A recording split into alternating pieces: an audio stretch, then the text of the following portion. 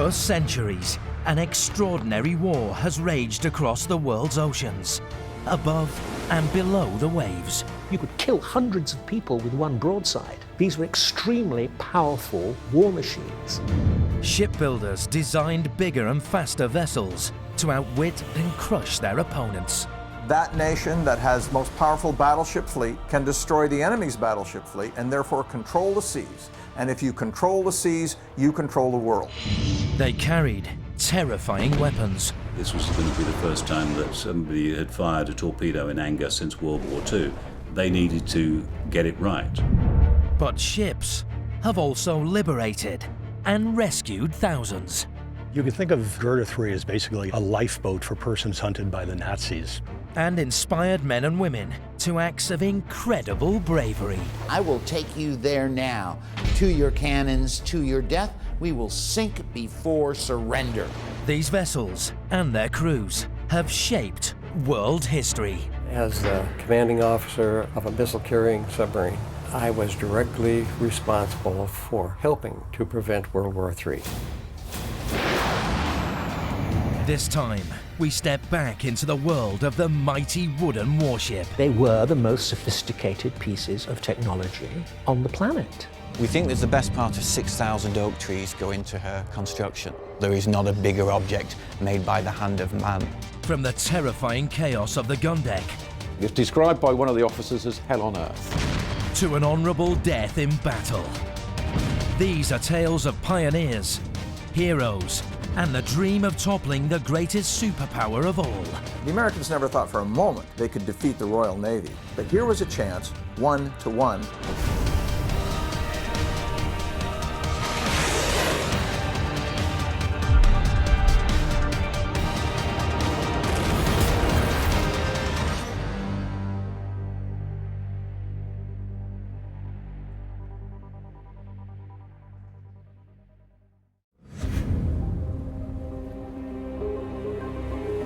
These timbers had not seen daylight since she foundered on this spot in July 1545. The shallow waters of the Solent, off England's south coast in 1982, were the scene of the most famous salvage operation in history.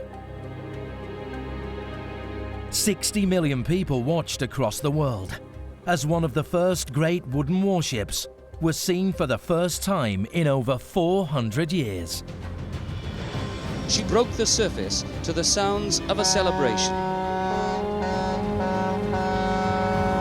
More than 30 years of conservation work followed, and the wreck is now on view to the public and revealing her secrets.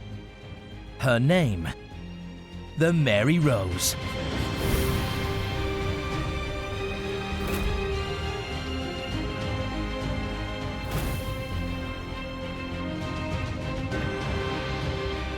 Here is the hull of the Mary Rose. We've got the starboard side from the keel right the way up to the beginning of the bow castle, or where the bow castle would have been. So you're looking at the inside of basically half a ship. For 437 years, the silt seabed protected this remarkable cross-section of a Tudor warship.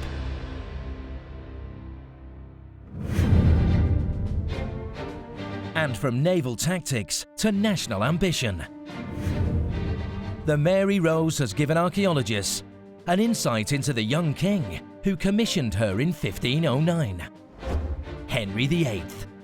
When he came to the throne, he only inherited 5 ships from his father. By the time Mary Rose sinks in 1545, within the fleet there are 53 vessels, 20 of them are great warships. Before Henry, English ships had been used to transport an army. The Mary Rose marked a turning point. Henry's navy would take a more offensive role. I think you could call her the first proper built warship based on the fact that she is a gun platform for fighting at sea.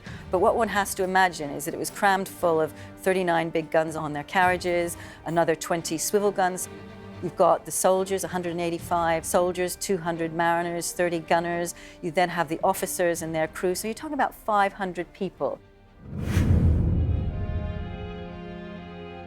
As archaeologists explored the wreck, they found an intriguing mix of new and old technology on board.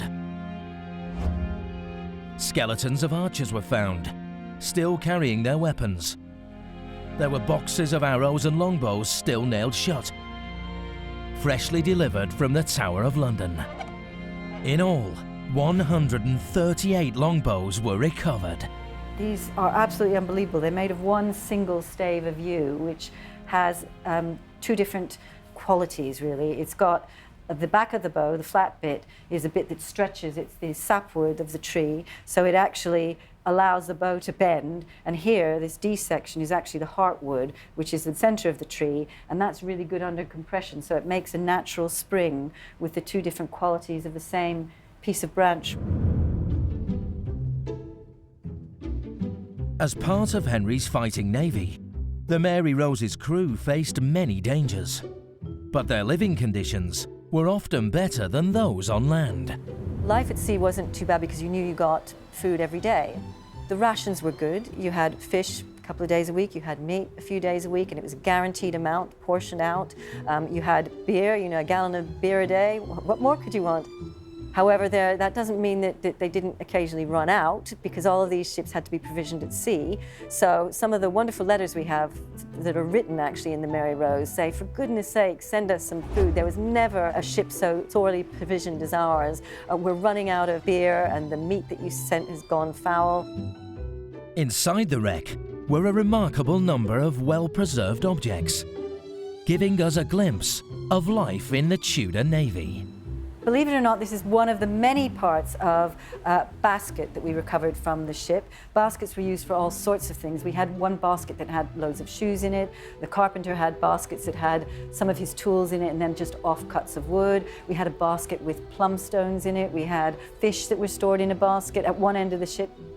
Obviously, the only motive power was sail, so we have hundreds of rigging blocks, literally hundreds of different sorts. So these are just a series of different types. So this is a single sheave pulley block. Sometimes the insides, the sheaves are of brass or copper alloy. Sometimes like this, they're wood. They're all of different sizes, and obviously each have a particular position on the ship and a particular role. This is quite interesting in that it's two, so it's a double sheave pulley block, and still has the rope in it, and many of them did. The wreck of the Mary Rose has revealed so much, but as of yet, it's not revealed the biggest mystery of all: why the ship sank. What we do know is that Henry VIII's flagship went down facing a French invasion fleet of 128 ships and 30,000 troops. The king had sent 80 ships to prevent them entering Portsmouth Harbour. On the morning of the 19th of July, 1545, Henry himself watched the battle unfold from the ramparts of Southsea Castle. At first, both fleets were becalmed, but then the weather changed. We do have eyewitness accounts of it, and the best account actually says that towards the late afternoon or towards evening, it says, a wind picked up so that the English could actually set sail. And so they go out to meet the French, and it says quite specifically that the Mary Rose fired guns on one side of the ship, and she was turning to bring the guns on the other side to bear when she sank on the side of the gun she'd just fired. Sure enough, when the Mary Rose was found, the gun ports on the starboard side were still open, the gun muzzles embedded in the silt. So the gun ports are open. The moment the gun ports reach the water line, water will engulf the ship. That's how the Mary Rose sank. Water went in through the open gun ports. What got to that situation, we don't know.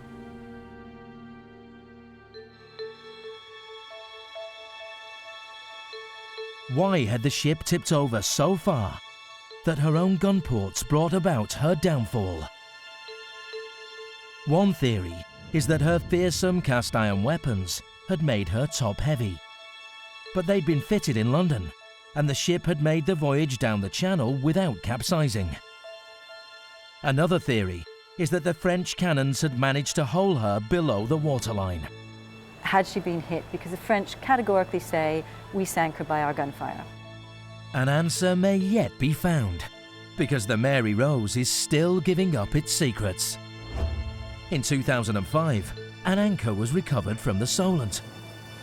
One day researchers may finally solve the mystery of the great warship's fate. The Mary Rose has not yielded up all her secrets. There's still a lot to come, I think.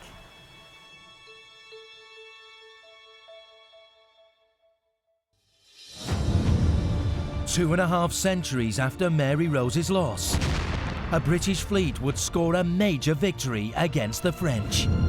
It turned the flagship into an icon. Although when we look at ships like Victory today, they seem rather old-fashioned, in their day, they were the most sophisticated pieces of technology on the planet.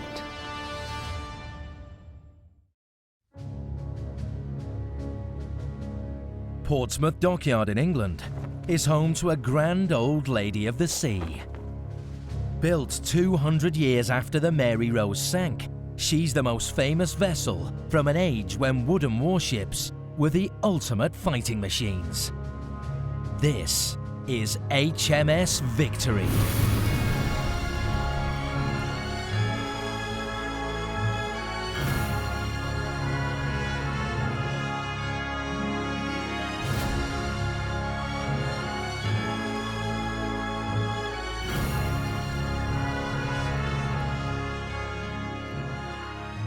She's the largest warship in the world when she's laid down. We think there's the best part of 6,000 oak trees go into her construction. There is not a bigger object made by the hand of man.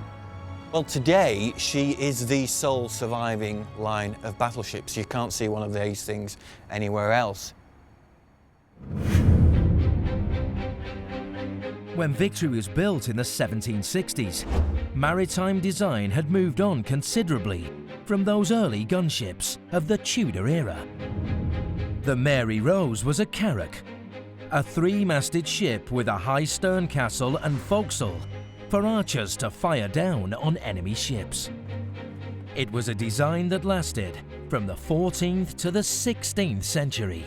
The problem with ship design at that point is that it's still based on the idea that you are going to fight a land battle at sea, almost. So one is going to approach the enemy, board them in hand-to-hand combat and capture their ships. So although she has a lot of guns, only a few of them are heavy guns that can really damage a ship. And the idea is that, almost like a cavalry charge, your ships will sail against the enemy line abreast, they'll turn just as they meet them, they'll fire a broadside. If that has a decisive effect, they'll then board the enemy. But carracks could come unstuck against a surprisingly ancient enemy, the galley.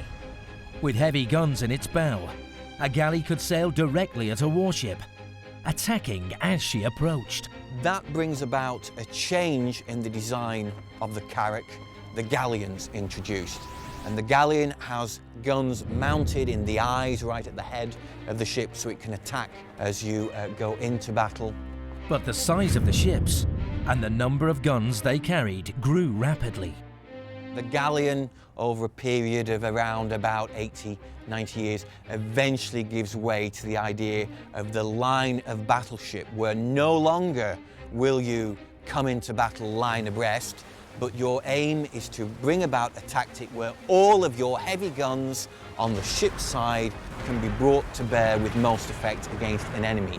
And that means your fellow ships have to be ahead of you and behind you, not to your sides. So that gives rise to the line of battle, these long lines, 15, 20, 25, 30 ships in some cases by the late 18th and early 19th century. The ultimate evolution of the wooden warship would become known as a ship of the line. These carried the same artillery as an entire army ashore. Each ship was an extraordinary concentration of firepower. And what these ships could do to each other, particularly if they raked each other, they fired cannonballs from the stern forward in a ship. You could knock out a ship, you could kill hundreds of people with one broadside. These were extremely powerful war machines. A first-rate ship of the line like HMS Victory was designed from the ground up to be a floating gun platform. The first question that is asked is what are the type of guns she's going to carry and what is the weight of that gun. So we're using muzzle loaders, 42-pounders. We are going to carry 30 of them on the lower deck. That gives us a deck length. We need 10 feet in between each gun, 150 feet of deck. You then round that deck off at one end, you blunt it off at the other, and you stack the decks up. So once you've worked out where all the guns are going to go, where the magazines are going to go, and where the supplies are going to go, you slot the men in, over and in between and around that equipment. Although when we look at ships like Victory today, they seem rather old-fashioned, in their day, they were items of wonder. I mean, they were the most sophisticated pieces of technology on the planet.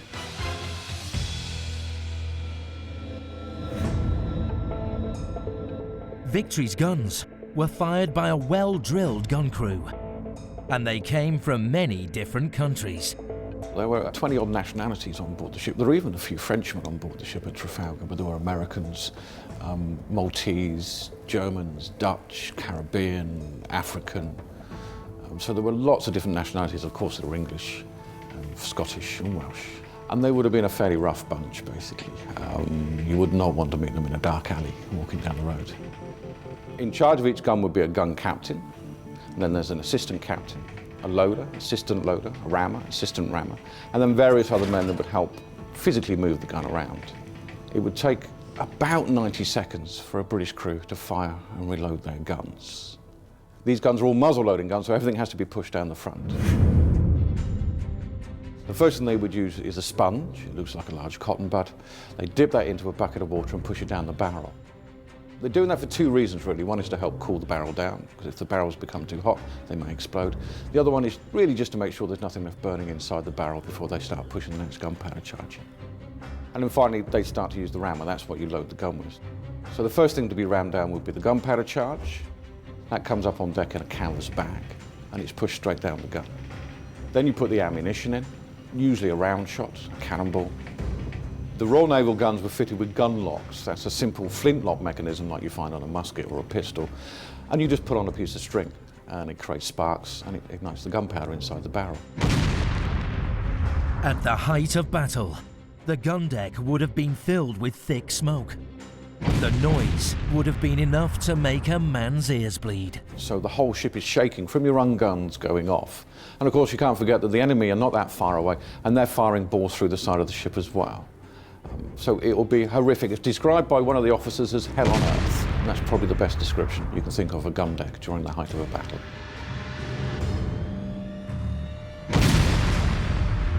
Up on deck, there were just as many dangers. The men responsible for the ship's 37 sails risked their lives every time they climbed her masts. The size of the man determined where he worked. So right down the bottom you have the largest sails, so you want some of the biggest men to be down there because the sails are very heavy. Right at the top you want some fairly light men because the sails aren't as big as the other sails. And if you fall from a height of about 150 feet, the water is going to be like hitting concrete. It's not going to do you much good. And of course they might not be able to rescue you from the water either. But the most dangerous place on Victory was actually the very front of the ship, the wooden spar, called the bowsprit. The bowsprit was often known as the widowmaker. Really, if you fall into the water, the ship's going to run you over. Dangerous or not, Victory is a naval icon. But she wouldn't be, were it not for the most famous man to sail in her, Horatio Nelson. Use your initiative, be aggressive, that will win the day. Brilliant and brave, Nelson aimed to make his country the ultimate naval power, but the cost would be high.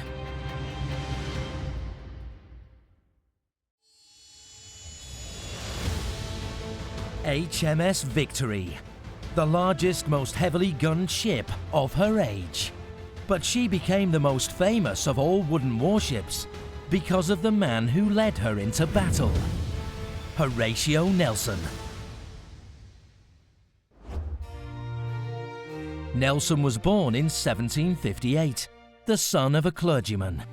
Little was expected of him, but aged 12, he was sent to sea, serving under his naval captain uncle. What, his uncle noted, has poor Horatio done who is so weak that he, above all the rest, should be sent to rough it out at sea. But the young midshipman would soon prove himself to be a tough and skilled seaman.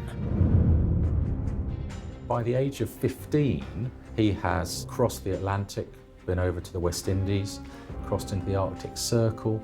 So he has a very intense early education actually in ship handling and seamanship, and people feel that this is where he learned some of the habits that he used later as a leader.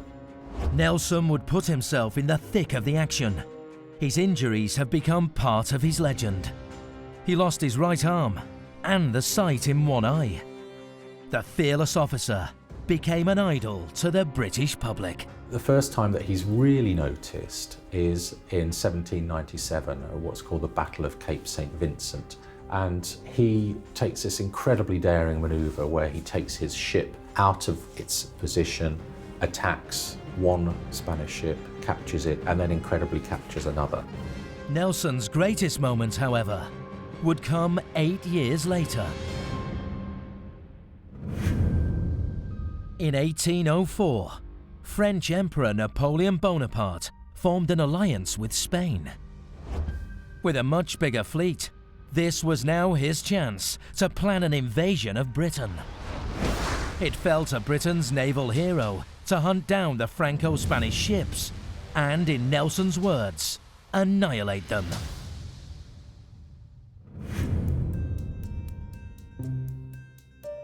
On the 29th of September 1805, the British fleet was off the coast of Portugal. Their enemy was close by.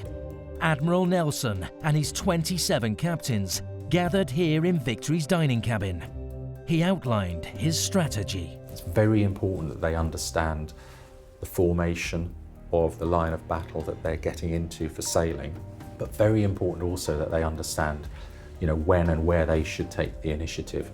So Nelson says no captain can do very wrong if he places his ship alongside that of the enemy. So what he's saying is use your initiative, be aggressive, and that will win the day. It's said the captains loved their admiral's plan so much, some of them wept with joy.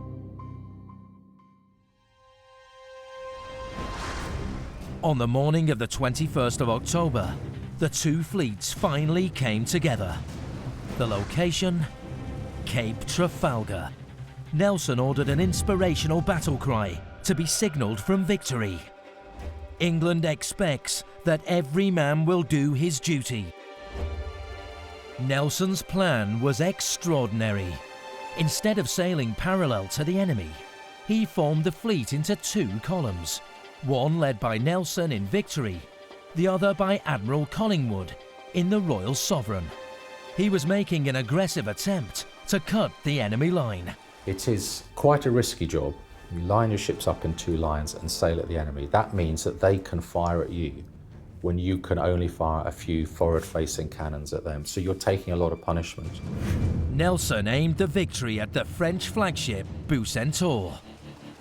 He takes Victory through a gap in their line of ships and rakes the stern of the Bucentaure. And raking is when you fire your whole broadside as you pass through the weakest part of a ship, which is its stern.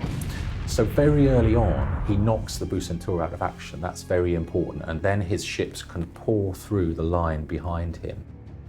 The broadsides from Victory were lethal and highly coordinated, but not as you might have been led to believe. So the broadside you'd see in the films is all the guns going off at the same time. You can't actually do that, because if you did that, it would roll the ship. So you start at one end, probably more often than not at the bow of the ship, and the fire slowly rolls down the deck, so as each gun fires, it fires in sequence. Bucentaure dealt with. Victory's way was then blocked by the French ship Redoutable. And literally kind of locked together, and they are fighting, firing their guns at very close proximity with pretty severe carnage, particularly on the side of the Redoutable. British crews would take about 90 seconds to fire and reload the guns. The French and Spanish crews were taking between 3 and 5 minutes because they'd had far less practice. After 4 hours of bitter fighting, the French fleet surrendered. They had lost 6,000 men, the British 1,700. But to the list of dead would be added the name of Nelson. A sharpshooter on the Redoutable had spotted him as he paced Victory's quarterdeck. The Admiral was carried below, but lived only a few hours. In a very difficult scene, I mean, this is a scene where amputations are going on, where people are crying in agony, and where he is, yes, he's made comfortable, but he is dying ultimately alongside his men. Very famously, he is visited by the captain of the ship, Captain Hardy, and Hardy is able to tell him about an hour before he dies that we've won a great victory. So he dies with that knowledge. In December, a battered HMS Victory carried Nelson's body home to England. Napoleon's hopes for an invasion were in tatters.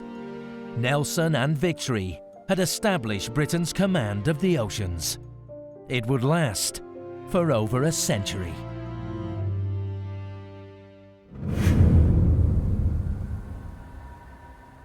But whilst Trafalgar was still being celebrated, Britain's Royal Navy was improving their next generation of wooden warship.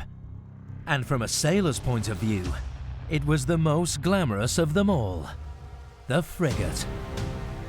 One of only 2 British frigates from that era can now be found in Hartlepool in the north of England, HMS Trincomalee.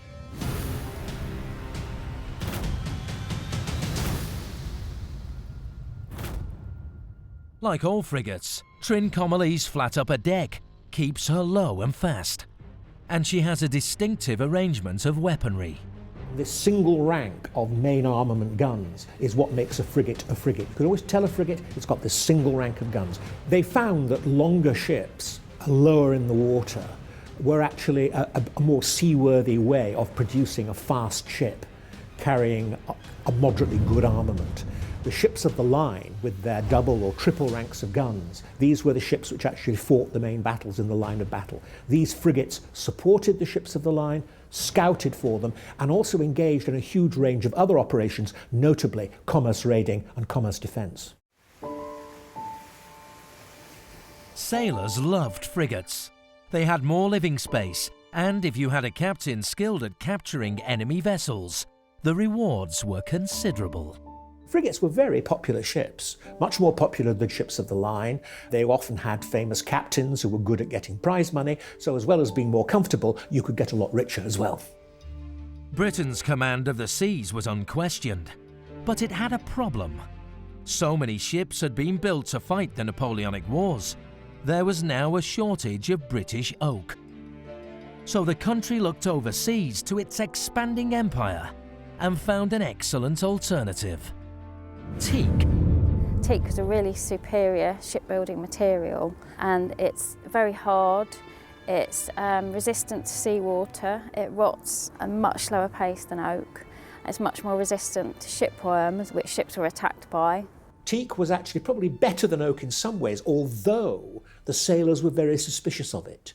They said that their wounds festered because wood splinters were very important wound producers as the cannonballs came into the ship. Whether they did fester or not is another matter, but that was a sort of old sailor's tale. More importantly, the Royal Navy had easy access to vast quantities of teak in India. Trincomalee was built in Bombay under the supervision of a master shipbuilder named Jamsetji Bomanji Wadia. He'd been commissioned to make a thoroughly British ship, but he maintained a few traditions of his family's shipyards. The Wadias were Zoroastrians, an ancient religion that observed an important ritual. When the keel was laid down, obviously that's the first piece of the ship to be laid down in the dry dock, they would have a ceremony whereby a silver nail was hammered into the keel.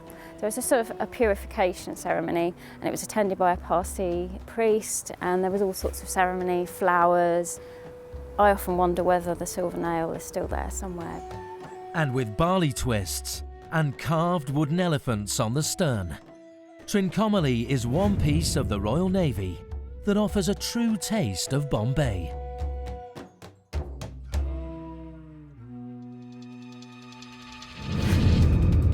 But Britain wasn't the only nation developing its wooden warships. The United States thought they too would build frigates, but theirs were bigger and better. When war came, they now fancied their chances against the old enemy. The Americans never thought for a moment they could defeat the Royal Navy in a stand-up fight. But here was a chance, 1-to-1, frigate to frigate.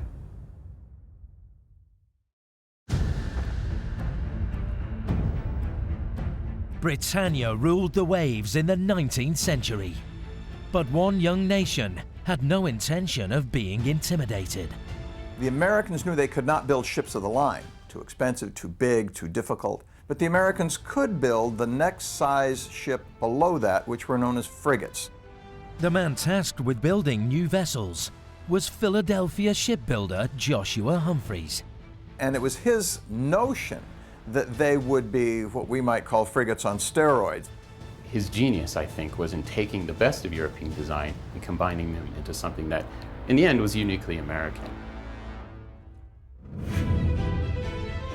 One of those super frigates survives and is under restoration in Boston. This is the USS Constitution.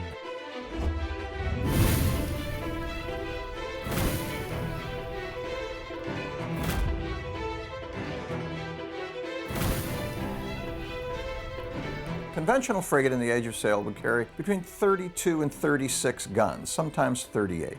The Constitution was rated as a 44-gun frigate and did carry as many as 60. It could outrun anything that was more powerful. It could defeat anything that could catch it. So in some curious ways, it was a kind of pocket battleship.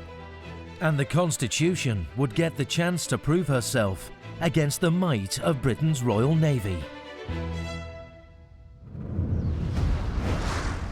Angered by Britain restricting American trade and press-ganging its citizens into the Royal Navy, the United States declared war on their old colonial masters in June 1812. Despite the odds, the Americans fancied their chances. That seems like a very David and Goliath sort of fight, but in fact, the British Navy was strung out all over the world. The entire Royal Navy wasn't coming to the coast of North America to fight the Americans. The Americans never thought for a moment they could defeat the Royal Navy in a stand-up fight. But here was a chance, frigate to frigate, 1-to-1. The USS Constitution was under the command of Captain Isaac Hull. Since the outbreak of war, he'd prepared his gun crews for an encounter with the British. He knew if he was going to sail out from the United States, he was going to meet a warship of the Royal Navy that would have a very well-trained crew, very professional officers. So he wanted to be, of the same caliber as those men.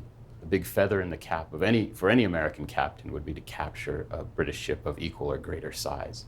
And he is very intent on doing that. So Isaac Hull went hunting for British ships.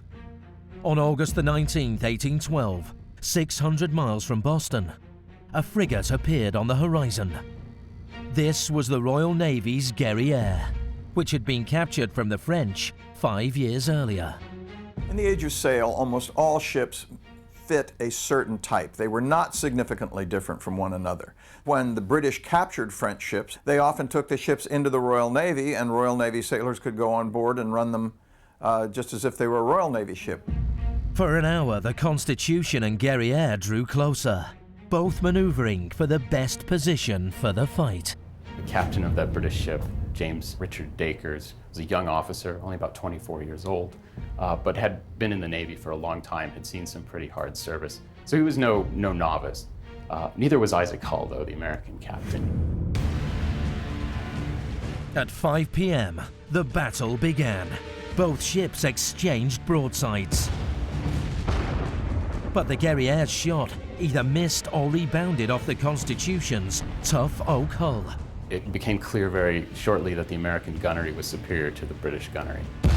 A seaman named Moses Smith in the 1840s published a memoir about his time in the U.S. Navy, and he says that during the engagement, several of the shot from the enemy stuck in their hull, and one of the largest that they could command was seen to bounce off the side. And someone yelled, "Huzzay, her sides are made of iron." From that day on, the Constitution has been affectionately known as Old Ironsides. The British ship, on the other hand, really got the worst of it. After a few broadsides, the ship's mizzen mast, the smallest mast at the stern, fell over the side. The foremast followed. So the ship was basically incapacitated, and to preserve the rest of his crew, Captain Dacre surrendered. The Guerrière was little more than a floating wreck. But Captain Holt's victory was not complete, because the chance to make his fortune was slowly sinking before his eyes. The normal process was to take the enemy ship that they'd captured, fix it up, bring it home. It would be bought into the American Navy. The crew would get a lot of prize money, which they would share amongst themselves. But in this case, they just couldn't. So all the British prisoners and their baggage were transferred to Constitution, and the day after the battle, Guerrière was set on fire and exploded and sank into the North Atlantic. But despite the loss of their prize, the Constitution returned home to a hero's welcome. Losing one frigate was nothing to the Royal Navy in terms of material, but in terms of morale, this was, I think, a very important moment for America in general, but especially for the American Navy. It's the first time that they were able to say, we're equal to our European counterparts. Interestingly enough, Whitehall did send out an order to all naval captains, ordering them not to take on the American frigates one-to-one. And when the Americans found out about that, they were puffed up with pride. Wow, look at that. They're afraid of us. The ship that made this important breakthrough has been lovingly maintained as a national treasure for over 200 years. There was always this interest among the general public of preserving and maintaining this ship as a symbol of America, as important, I think, to a lot of people as the Star-Spangled Banner or the Statue of Liberty.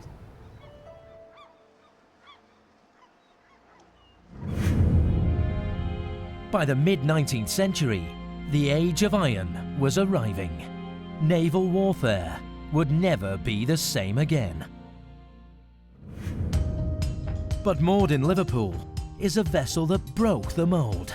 An elegant three-masted schooner, built in 1900, and the last of her kind afloat. The decades she plied a humble trade, carrying cargo. But she boasts a surprising war record. Her name, the Kathleen and May.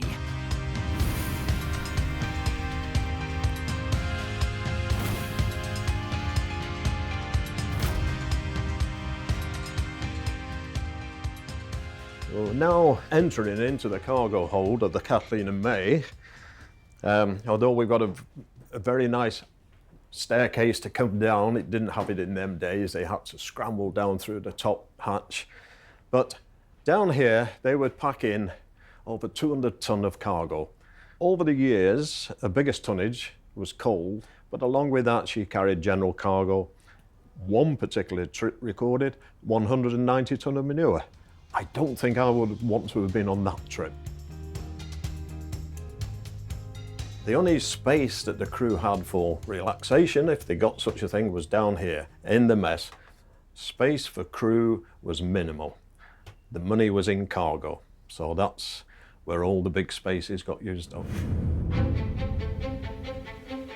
But Kathleen and May's unassuming career was interrupted by the Second World War. For Britain to survive, it was essential that supplies continued to arrive at British ports.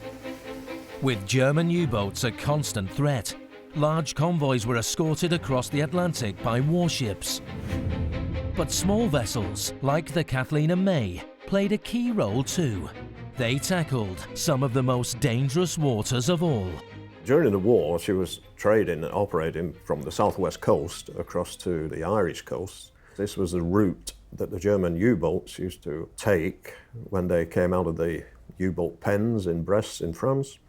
They would sail through the Irish Sea to get to the North Sea and then do as much damage to our convoys as possible. Sail-powered cargo ships were not only cheap to run, but they enjoyed one vital characteristic. They were very quiet. Under sail, there was no engine noise, no propellers turning, so there was no trace of her appearing on a sonar screen.